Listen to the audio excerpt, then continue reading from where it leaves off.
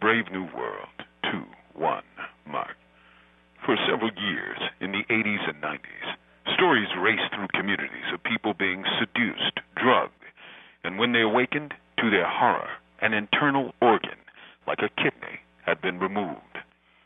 Several horror movies played on these themes, and undoubtedly attracted significant viewers and money by stoking these fears.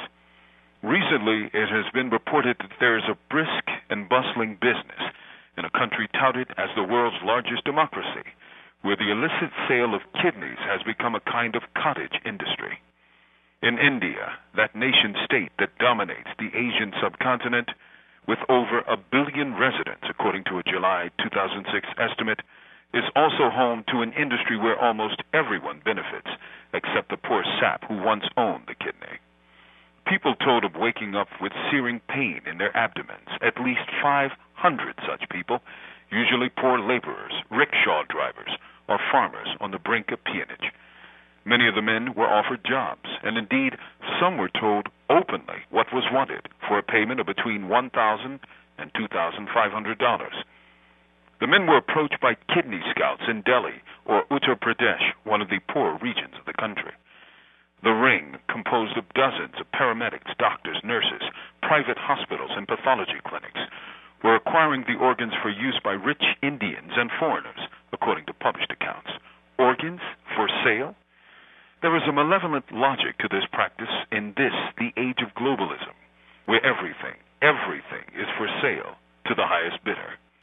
There's something nightmarish, ghoulish, and Frankensteinian about this practice, but it is also a telling commentary on how the rich regard the poor among them.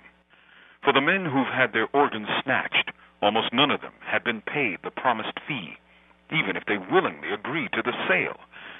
They were taken to a clinic, their blood was tested, and they were threatened by armed guards to neither resist nor tell about the practice.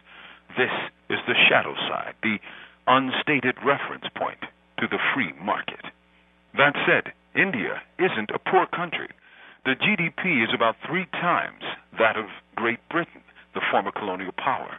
Its economy is one of the fastest growing on earth.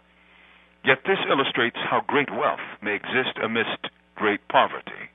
This ain't hating on India, for great distances between wealth and poverty isn't an Indian peculiarity. It is a global one. It is a globalism made plain. Everything for sale. From death row, this is Mumia Abu Jamal. These commentaries are produced by Noel Hanrahan for Prison Radio.